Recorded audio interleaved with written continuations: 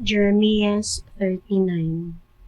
Sa ikanapulo nga bulan sa ikasiyam nga tuig sa paghari ni Sedekias sa Juda, misulong sa Jerusalem si Nabucodonosor ang hari sa Babylonia uban sa tanan niyang kasundaluhan.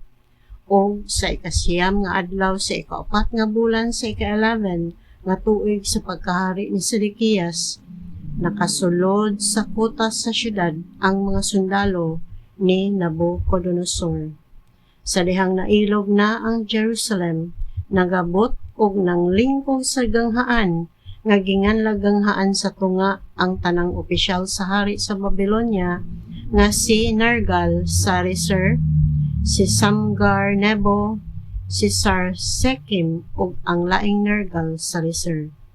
Sa pagkakita ni Sedekias o sa tanan niyang sundalo sa naitabo, miikya sila sa syudad panahon sa kagabion.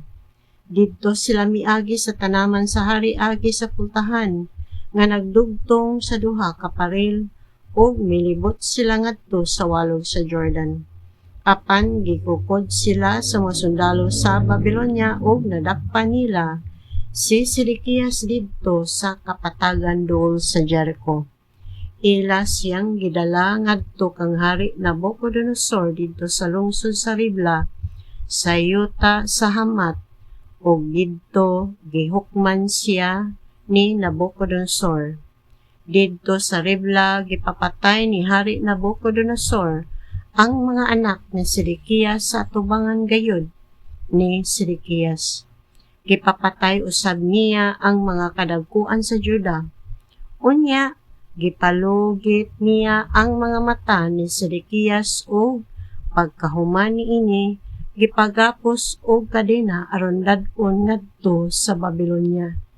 Sa laing bahin, gisunog sa mga sundalo sa Babylonia ang palasyo sa hari o ang kabalayan o gilumpag nila ang mga kota sa syudad sa Jerusalem.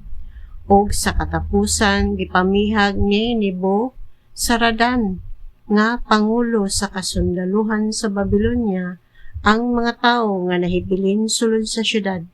Lakip ang mga Hudeyo nga mitipon kaniya.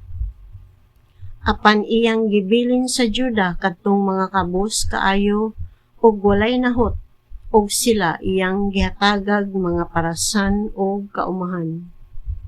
Unya si Nabucodonosor ang hari sa Babylonia mimando kang Nebuzaradan bahin kanako. Kuha si Jeremias ug atimanas siya pag-ayo.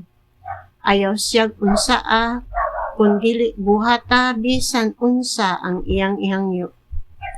Busa si Nebuzaradan, si Nebuzasban ug si Nergal nga opisyal nga dagkong katungdanan ug ang uban pang mga opisyal sa hari sa Babylonia mipakuha kanako gikan sa wanan sa palasyo. Gitugyan ako ngadto kang Gedalias nga anak ni Ahikam ug apo ni Safan aron ako atimanon ug dili pasipad-an. Busa nagpuyo ako tipon sa katawhan. Giingnan ako sa Ginoo samtang gibilanggo pa ako didto sa wanan sa gwardiya sa palasyo. Nga kinahanglang sultihan ko si Ebed-Melech nga Ethiopianhon, nga ang Ginoo nga labing gamhanan, ang Diyos sa Israel nag-ingon. Padadaan ko kadaot imbis kauswagan kining syudara sumala sa akong gisaad ug makasaksi kagayod ini kahitabo niini. Apan ako ang Ginoo mao ang manalipod kanimo ug dili ka itugyan ngadto sa mga tawo nga imong gikadlukan. Maluwas ang imong kinabuhi kay misalig ka man kanako. Ako ang Ginoo maoy nagsulti niini.